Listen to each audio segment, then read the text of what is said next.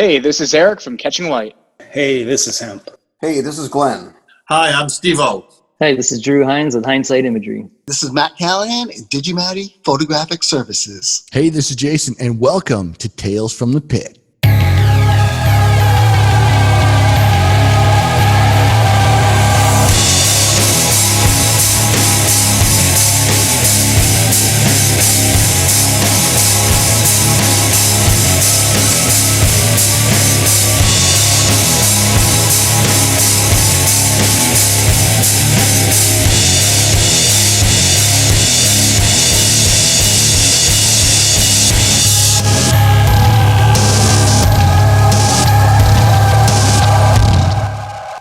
All right, thanks everyone for watching. On this episode of Tales from the Pit, we have a very special guest that we're really excited to talk about. His name is Justin Price, and I met him through In This Moment on their current 2019 tour. Justin, welcome to Tales from the Pit. Thanks for being here. Gentlemen, thank you so much for having me. One little correction, it's Press. Press, sorry. Yeah, P-R-E-S-S. I know, believe me, man, I get all kinds of questions on how it's spelled or whatever. I was just like, is press really that foreign? It should be that easy, right? Right. Well, totally. No, thanks for having me, man. Yeah, dude, photography. I'll tell you what I do right now, and then I'll kind of get into, we can kind of, if you want to just circle back to kind of how I got into the shooting. Man, right now, I work for, well, obviously everyone's on hiatus right now, so I'm not really working for any bands. I had some stuff set up for all the Wimmer festivals, handling the A&R for a thing called the Music Experience. Which basically all the gear companies come out there and we bring artists out to the tents and, you know, they can jam and you know, the fans can kind of go in there and play around and things like that. So it's just a really cool, unique, inclusive experience. But that went away. But for the interim right now, I work for Shiprocked, and I've been working with the crews for 12 years. And explain what Shiprocked is. Shiprocked is a yearly rock festival on a cruise. We were kind of we started out actually. Alan, who's the guy who is the producer of it and he owns the name and everything, he used to manage Vince Neil. Okay. And Vince used to have these golf tournaments in California for cancer, because his daughter Skylar had passed away due to cancer. And so basically Alan kind of took this idea and then they came up with a thing called, they did Motley Cruise. Yep. For 2 years. And then Alan decided, you know what, I think I can do this cruise thing. I think it's not really happening yet, but I see a future for it. So he just walked away from all that, started Shiprocked and changed it to more of a modern rock kind of format. And now it's this big thing that we sell it out in like 48 hours and it's like 4,000 or 5,000 people. This year we're selling out in 2021. We were really scared, man, when we put it on sale because all this COVID came down. We don't know where the industry's going. But the cruise industry is different because if the ships are going, we're going. We're not waiting on AEG or Live Nation. We're doing our thing. Yep. We sold 97% in the first 72 hours. We were flabbergasted, and I think it was a lot of people just wanted to get back out and try to live a normal life again. Yeah, no kidding. So I've been doing Shiprocked. I'm to the point where now I'm emceeing a lot of stuff. I do all the social media. I do a lot of photography on there. So that's kind of keeps my chops up for an event yearly. I also do business development and social media for a thing called Silver Spear Security. We do lots of events, but we also handle all the security for tours for Motley, Nickelback, Shinedown, Post Malone. So we're busy taking care of that. So we're always, again, we're shut down right now, but We've got some events coming up and out of the country that are actually going to happen since they're not really under U.S. law. Oh, interesting. Cool. So, dude, I do that, man. And everything else, man. I just moved to New Orleans back in March, and people are like, man, your shoes can be great. It's like, you know how many photographers are down here? For a rock, you're going to hit 20 in that one rock. Wow. So, dude, but I get inspired, man. I ride through the town. I ride all through like this part of like the city all the time, and I get inspired. There's lots of great architecture and everything like that. But as far as music photography, man, there's nothing happening right now. So I can tell you how I kind of got into it. Unlike anyone, probably all y'all, it's just as your kids, you picked up your parents' Kodak Instamatic or your Polaroid. And well, what's this? And you start taking photos and go, cool. And you do the thing where you're like, half your day is doing this. You're trying to get it. And then I went to high school, man. I didn't think about anything like that anymore. I just kind of switched to sports and girls and music. And when I went to college, at UT. And I started writing for the college paper, and they had a photography department, and I just picked up an old black and white, AE1, and saw some stuff for that, just local stuff. I think my first show I ever shot was Mud Honey for them. Nice. So that was like 89, 90. And so I had some stuff there, and I kind of caught the bug. But after school, I went into different things. I was a school teacher for a while and stuff just to pay my college bills. And then got into music business actually through internships at Sony, and then kind of worked my way into that label thing. And then the label thing went away. Long story short, I got into live music. I started working for AEG. And dude, how I got the AEG thing, people go, how do you get a job in the music business? I'm like, random shit is how you get in there. Yeah, there's like, you can get an intern and this and that and be part of that. But mine was basically, dude, I was like 31, way beyond internship. So I went to this new theater in Dallas. It's called the Grand Next Stage. But it was like one of the first theaters that was like basically like had cup holders and seats to recline. Is like the new super, it wasn't the old like war memorials where it's concrete in the stage. It was like nice. So I went and saw Styx and REO, just girlfriend at the time and I both dug it. Let's go check this place out. Went there. The staff was super nice. The place was nice. It sounded articulate. So the next day I thought, you know what, man, I'm going to write a letter to them, just thank them, say you guys are on a great path here. This is amazing theater. I've been to shows since I think my first show was 1976. I saw Kiss Destroyer tour. Nice. Yeah.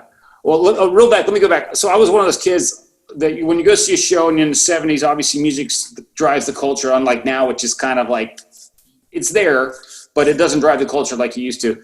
And I'm like anyone, I picked up Cream Magazine, Hit Parader, Circus, and I remember names like Lisa Robinson and people like that who shot those photos, the Kiss photos, the Cheap Trick photos, the Nugent photos. I know all those names, so it stuck with me. But so I always knew about rock and roll photography.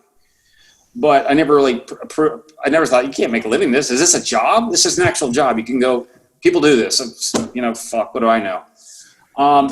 So, dude, I got the job at AEG because I wrote this really nice letter. The next day they called me and said, we got a letter you wrote. And we're like, yeah. It's like, do you have time to come in for an interview? I'm like, sure, random. Yeah, why not? So I came in there and they're like, well, we're looking for, they met me and we talked and said, we're looking for production runners. I'm like, what do they do? I said, well, you drive artists and stuff around and you pick up groceries and take care of the dressing rooms. I'm like, fuck, I'm in. Yeah. So I did that, dude. And I worked for AG until like 2008, Christmas of 2008. And I was the marketing manager, basically, that's what my last job was, marketing. And basically my job besides marketing was taking care of the photographers and writers at the show. So basically I was, like you guys, you corralled in there, you do your 3 songs, you're out. Yep. But here's the kicker. I never took one fucking photo when I worked at the venue. I had every opportunity to take the greatest photos, backstage stuff, talking to like anything and everyone that played Duran Duran, Motley, Sting. I never took one photo, not even with my phone. Really? I was getting impressed until you want to know why?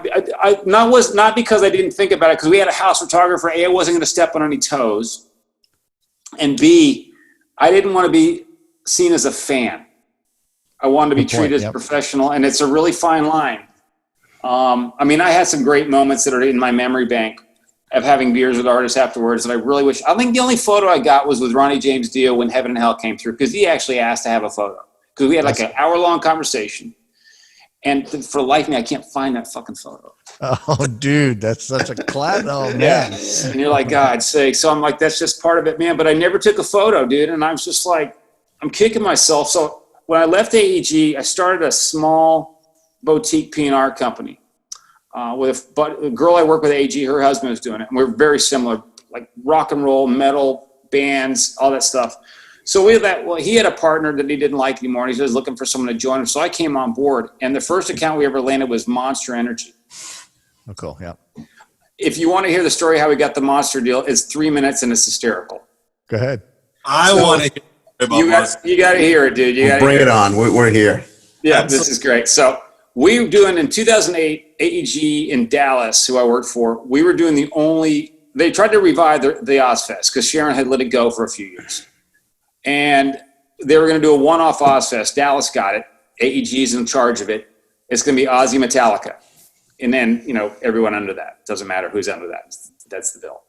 So we do the show, and I was working in picking up sponsorships with my friend Julie. So we were also in charge of Monsters Are up in Calgary. So we were kind of doing, like, if you got on with us in Calgary, you get on an Ozfest. So you spend $50,000 to get both festivals. So we did that, and that one was like Ozzy, Priest, and then the Underbill. So we pick up Monster Energy because Monster at this time just was really new on the market. It just been out a year, and they just started a foray into the music side of things. They were like, they didn't know how to spend the money, didn't know what to get involved with. They were doing motor racing, and they thought, this one kid that got into with them says, you should do music. So they gave him in charge of the department. I didn't meet him in Calgary because it wasn't there. One of his under people were there, and I met her. She's actually now a pretty good friend, and actually she is married to the guitar player. And in this moment, it's a small world, believe you me. So, is that Chris? So we met her. Well, we go down to Dallas like 3 weeks later, and we have Ozfest. Well, the guy who's going to be later be my partner, Kel, he's in a hotel by this football stadium. And it's the middle of the afternoon, it's production afternoon, day before the show. And he gets on, and he's going up to this room, and he goes, man, I'm sitting in the elevator, it's like 2 p.m, and this guy gets on, and he's shit-faced, absolutely loaded. And he goes, I'm standing there looking at this guy, and he's like kind of measuring him up and down, and the guy kind of pulls his head up kind of drunk, and he's like, and Kel, the guy was wearing a Keel shirt. Remember Keel from Oklahoma? Oh, yeah. He goes, dude, who the fuck listens to Keel? They struck up a conversation, went out of the elevator, one drunk, one sober, and they talked and talked and talked. And basically by the end of that conversation, says, hey man, I run Monster Energy's music division. I think I need PR. I want to hire you, because Kel told him what he did. So that's how we got the deal, over a fucking Keel shirt. Oh my Like if he was wearing a fucking Slayer shirt, we would have never got that fucking deal. That's awesome. And Keel too. I love Ronnie Keel. He's awesome. Yeah. So I started working for them when we were picking up these accounts, but Monster gave me entree into getting back into music, live shows, and shooting because we needed product photos. So I started picking up the camera. I went out and bought I think the first camera I went out and bought with some money I had was the 40D, Canon 40D. Yep. Decent at the time, 10 megs. I think it came with a kit lens, which I never used. I just threw a 50-1.4 on there. It was like a Sigma, and just started there. And I was like, okay, I'm getting this again. I'm getting back into the feel of it. And I'm still shooting some film. But when I was shooting film back in college and after college, when I would shoot it, I was mostly big into going and shooting cemeteries. Angels and this atmospheric stuff, just kind of growing up as a kid in the horror. And a lot of that was actually sell those things. I was actually selling these prints, you know, it's medium format, 16 by 20, whatever. It looks gorgeous framed. Awesome. So I was like, cool. But we rolled into the digital age. I think the first digital camera I ever got, dude, Fujifilm put out this 2.2 megapixel. And I can't remember the model. You know, it was this all-in-one bullshit. Yeah. I was like, man, the digital world, what's this about? Yeah. Yeah. So years later when I got the 40D, which was like a hot rod compared to that thing. And as I start moving up the food chain, you started getting into the 5Ds and everything else, and the 1DXs and stuff like that. So, man, I just started shooting. And then I started, local, like, makeshift blogs that were like, because a lot of these PR people, man, they're just looking for someone in the city to shoot their artist, man. You shoot for Dallas Music Guide. I don't know what the fuck that is. Yeah, you're on.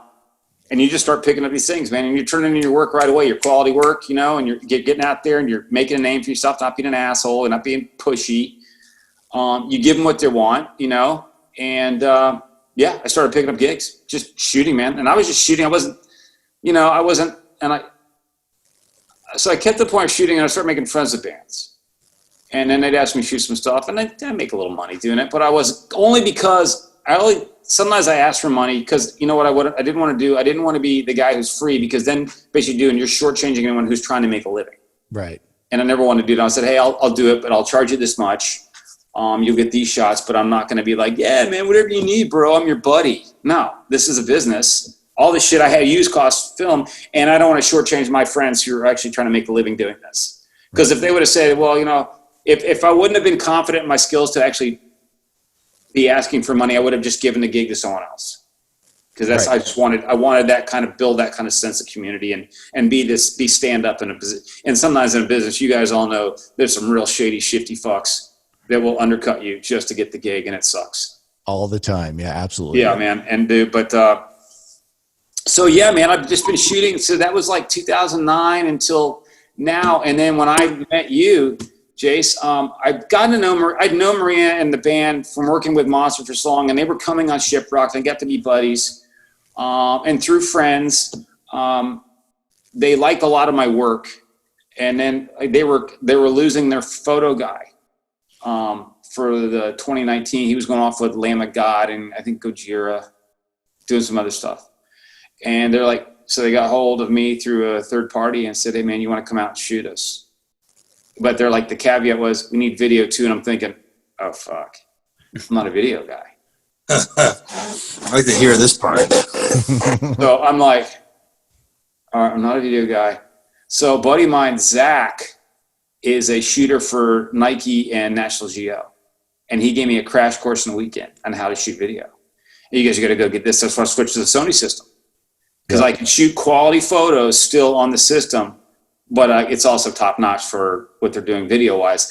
So I figured it out enough to get the shots I needed and then learned Premiere Pro through the tour manager while we're going. Because Maria's band, she's like, hey, when I get off stage, I want this video, I want these many photos, I want these many boomerangs. And she wants it and she knows what she wants. And you try to create some stuff. And listen, the guy before me, I think he was going to go back with him eventually. He's top notch. And then the kid who kind of came after, I guess I left position, but I still stayed with the band doing security. But he came on and he was a piece of work to deal with, but his stuff was really good.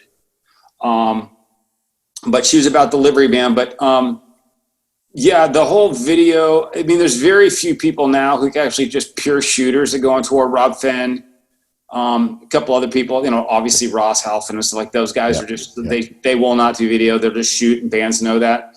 Listen, just coming from a perspective, I understand why they want the video because they need it for social media posts. And it's like, but I'm quite honestly, it's like when you're on tour, it's about the iconic images you can create that are going to last forever. Yep. Like that horror shot I got, the back shot, what you and I were just talking about. I could do 1,000 video things that make it look like fucking like whatever. I could make it look like Blue Planet, on Netflix or whatever I could make it look like, but it wouldn't capture the essence and spirit of that shot and what it means, because she could look back in 20 years and go, man, that shot. Yeah. And the video stuff, again, man, it's just like, it takes a lot of skill to do it. But my thing like this, and I'll probably just run over the coals for this. I said, most guys who do really well in video, their stills are not there. They're so used to movement that when they're trying to capture the moment, it's super hard for them because their brain has to switch so quickly, and their brain's just not locked into that one thing. Yeah, and there's some art that can pull off a great shot, and they'll go, again, we run into digital, it's like machine gun. I know I got one in here somewhere. Yep. That must set for a pretty long day. If you have to do video and photography for a show, that must be a long day of editing. Yeah, dude. Well, the problem is you don't get a chance to you could shoot it, but as soon as you get the show's done, you got to be in your editing booth. Yeah. You don't get the next day to really work on it. I mean, I was able to get some time, say, hey, look, can I work on this? Do you mind?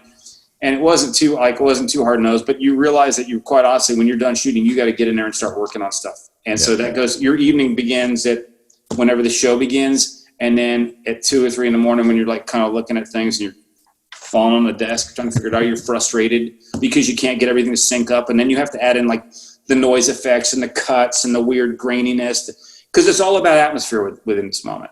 Of course, yeah. Which is kind of cool because obviously it gives you this creative mode to work in. There's times when I got one video I'm really proud of, man, and I became a big fan of forward, backward, reversing the look.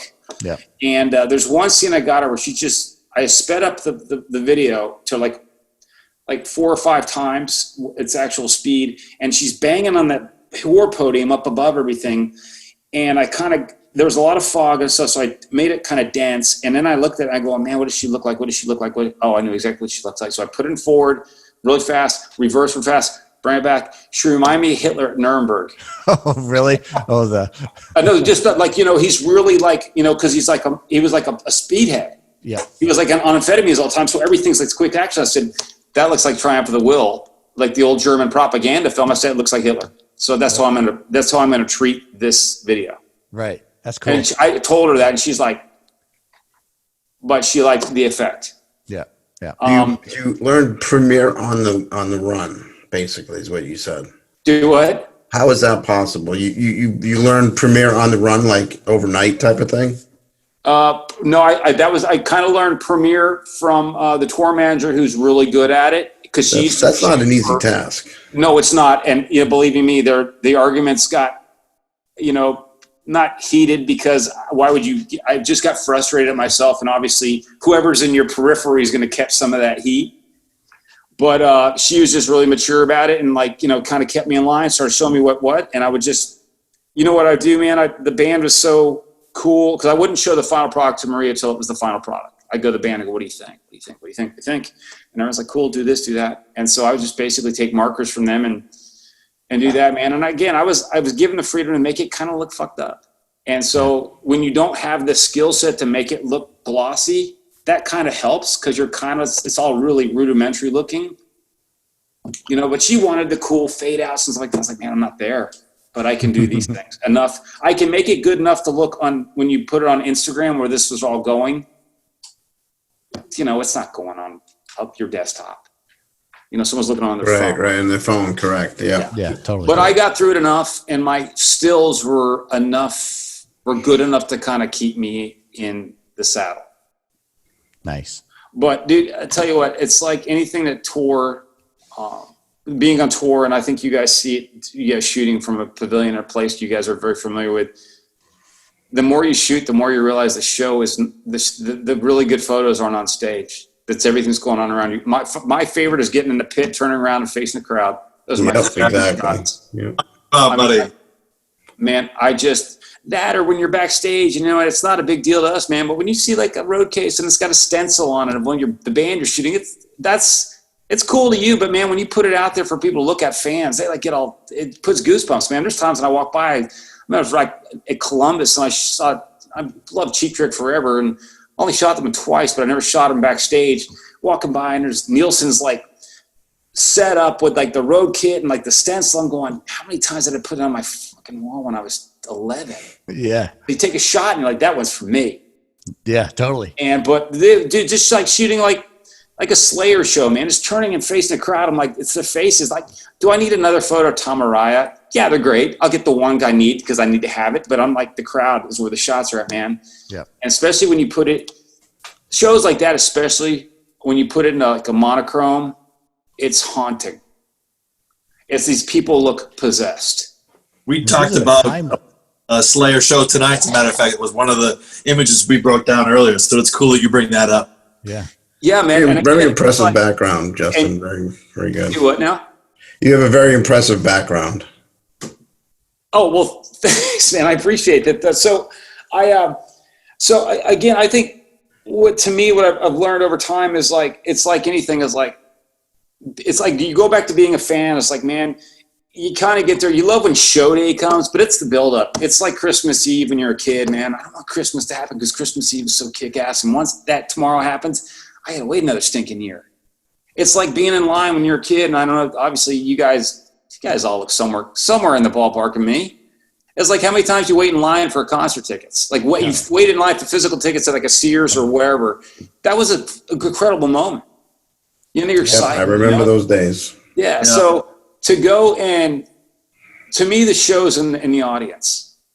And those shots really mean more to me than anything on stage. I mean, there's some great shots you can get on stage. And again, if you're getting paid, you need those shots, and you can find some incredible shots from bands. But if I'm just going as a pure fan and shooting and just wanting to have fun, the crowd shots mean everything to them. Because a lot of times I'll single out who I shot, said, what's your name? Give me your email. I got a shot coming to you. You're going to friggin' love. Yeah. And those I don't mind giving away. Because that's kind of like, you know, you got to pay this stuff forward. You got to get some good karma. and stuff. But you know, here's the one thing I could say in the last 4 years where I'm like, I can't believe I freaking blew it. And it just reminded me the technical aspect that we sometimes forget about these damn cameras. I didn't check my sizing. Yeah. When I shot Slayer one time, and I had this fantastic shot of Gary Holt, and Gary and I have been kind of slowly becoming friends. And I sent him some photos. He's like, holy shit, this one photo, you know, it's Gary singing where he holds a guitar above him and just like lets it reverberate to sustain. But it was I gnarled up the picture in this kind of tin type kind of layer. And he goes, dude, I need that shot. I said, yeah, what do you need for it? He's like, my new clothing line's coming out. I need it for the tag, for like the merch and scan tag, like the dangler. I was like, yeah, no worries, man. He goes, and I started looking at the photos and I knew what size he needed. And I went, man, it doesn't look that clean. What's going on? So I looked back at all my tech specs. I was like, I can't believe I had it on like small res, like low res. Just, you know, been there, done that. I think what happened that night is I was stuck in the back of the crowd and I knew I had to get up front. And as soon as they were starting like the whole thing they do to start, I was still waking my way. So I never had a chance to kind of stop, look, check everything. And I was like, I can't believe it. Yeah, that's happened to me so many times where you're like, oh my God, that was the moment I missed it because of something stupid that I forgot to do. Missed it and that wasn't even like, there was no, he may give me like a couple $100. I didn't care at that point. I'm like, man, now this, I want to be part of Slayer lore, man. I want to have a thing on one of his shirts and stuff like that. But it's so funny. So we're talking about like Slayer and just like the business real quick. So back when I was working for AEG, one of my best moments, dude, talking about Slayer, I think it was Slayer. They were on the tour with like Slayer, Lamb of God, Macedon, and like Thine Eyes Bleed, which is Tom's younger brother's band. And Hanneman was still alive at the time. So I'm back there and I'm working exclusively with the Slayer crew. And I guess Hanneman's guitar tech came up to me. I forgot his name. He goes, hey man, Jeff's really needs some new Heineken stickers for his guitar. I said, and it's for his road case. I was like, man, okay, we're in a venue in the middle of nowhere. How am I going to get some Heineken? So I go to the bar guy. Because we had a bunch of bars in the venue. I said, man, you got a chance? Got any kind of like POP? And he's Heineken. He goes, no, I got nothing for you, man. I'm sorry. I don't have anything. So I'm like, God damn, I have to drag my ass back there. And I hate telling people I'm sorry or no. Right. So I usually try to make things happen. I'm like, man, if there was like a Spencer's somewhere here, I'd drive there and go get some freaking stickers or something. Well, anyway, the guy from the bar calls me. He's like, I got something else you may like. I said, okay, what it is? He had a massive Heineken neon, like you put in a bar. So I said, I'm going to take down. So this thing, man, went down there. The guy was like, that is the greatest thing. He's going to love it. Hanneman found me. He's like, dude, I don't know what the hell I'm going to do with it. We're going to put it on the bus. It's amazing. Thank you so much. And I was like, all right, man. Yeah, rock and roll. That's nice. Cool. Yeah, home man. Run right there. Dude, it's cool. So it's funny too, like another story, just to show you how just cool things. I mean, you guys know the inner workings, but so Korn, when they came back, I think it was shortly after Dime had passed away, and they came back on tour and they did a Christmas show at the venue. Well, at this point, I think Fieldy had, this is before Head decided to go sober and go into his thing. I think Fieldy had gotten sober. Yeah. And he had really been into a lot of like 11 books of teaching, like Richer Made Life or whatever those books are called. Not the Napoleon Hill Life book. It was something else. Anyway, so a girlfriend of mine had met him at a meet and greet we had in the building beforehand, and was talking to him about like her sister passed away or like something happened in the family. So I know that really upset her, and he was like really talking to her. And then like, I think before their show happened, he found me and goes, where's that girl you were with? I think she's somewhere. So I called her. He basically spent like an hour trying to find her because he had one of those books to give her to say, hey, look, this might help you through what you're going through. And it's just it's one of those things you're like, man, I love this business for that reason, because you're going to come across some moments. Believe me, I've come across some real arrogant. I like to put that to the wall. But there's been some times when people you were like, that guy? And then you meet him like, man, it's amazing. It's amazing business to be in. Yeah, and it's amazing. Awesome. It's a really super amazing business to be able to take photos and share those photos with the artists, because it makes you feel good. Cool. It's just that, like, it's good to be part of you feel like you're part of that machine, you're representing them. Are you trying the best to represent them to not only your photographic audience, but to them. And they can take, I think they take joy in knowing that people are capturing them in the right way. Yeah, I mean, you're becoming their brand ambassador, whatever you want to call it. 1000%, dude. You're like the best street team they ever had. Right, exactly. I mean, I can tell you there's countless artists that see something online that someone posted and they go, man, I wish I could have authorized that photo because that one sucked. Look how fat I look, like my hair's out of place, not even playing the right guitar. My sponsor's going to kill me. Yep. Yeah, totally. That's kind of the catch when we've talked about that as being a photographer. Your job is not to capture a photo of the artist. Your job is to make the artist, to sell the artist. Your photo is important to them in their vision, in their brand, and all that stuff. Because I mean, it's the domino effect. The artist gets it, manager gets it, agent gets it, promoter gets it. If they don't like it, it all comes back to the house. The production manager's like, I didn't take the photo, and they'll find whatever photographer's like, dude, next time you got to do better, whatever.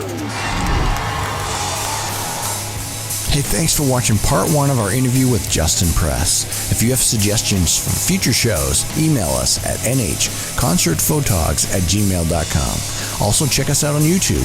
We'll see you next time.